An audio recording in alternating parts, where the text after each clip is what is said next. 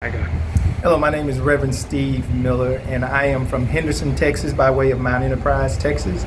I am a seminary graduate of Austin Presbyterian Theological Seminary, and we are here in McAllen, Texas, coming down to check on the little children and the migrants in the detention center. And so you helped organize this trip. Why? Well, I was in Wisconsin at the beginning of July, and riding on some back roads, very beautiful place. And while we were there, my mind just started flashing to the images that we had been seeing on TV with the kids in the cages and the cells with the gas mask, the mask over them, not having very much room to lay down and go to sleep. They had these bright silver blankets. They couldn't take showers and they couldn't brush their teeth. And something about that, I don't know what it was, but something about that just grabbed me.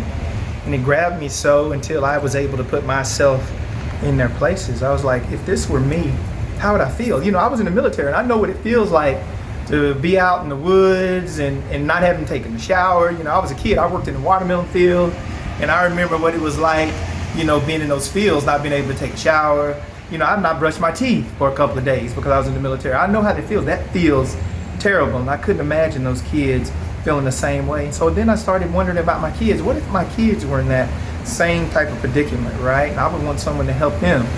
And I started to feel helpless, like there's nothing I could do about it. Then all of a sudden I was like, no, I'm not helpless. There is something I'm gonna do. So I picked up the phone, I made 3 phone calls.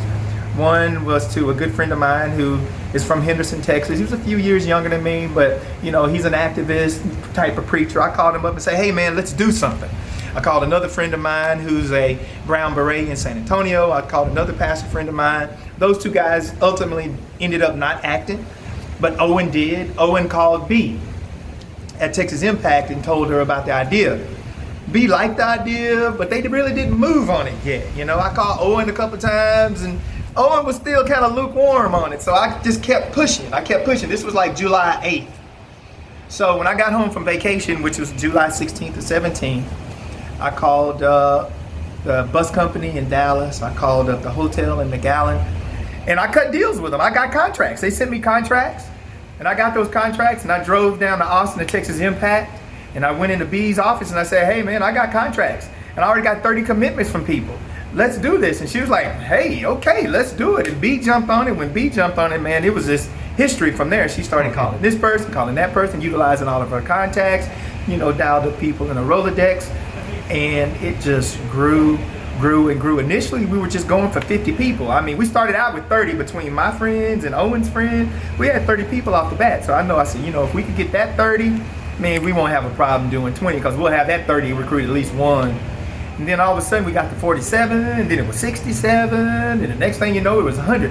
Actually, it was easy. 3 phone calls very easily turned into 100 people in 2.5 days of policy briefings, you know, a half a day on the border, seeing all these ministers who were very excited about, you know, doing this type of work, and the very, very, very beautiful lecture that we got from a Dr. Asante Todd last night talking about security and law and how laws ultimately have to have love in it. And then when you don't have love in a law, how it's just obedience, and obedience is really fear. And fear is not God. You know, the Bible says fear comes from the devil, you know, and fear leads to murder, because that's why, you know, God creates fear with murder, because people are concerned about their security. So being here, I'm just encouraged to see so many preachers. And I think this is something that we can really grow from. If we can get the people of God, men and women of God, to come together behind this issue and recognize that it's a holy issue. I don't want to say moral, because you can have morals without having the mind of Christ. But if you have a holy issue, you can have the mind of Christ. And we are supposed to be prophets in the land. We're supposed to tell the land what to do. But there are so many preachers who are afraid to speak out. You know, when and this has been happening early in our country.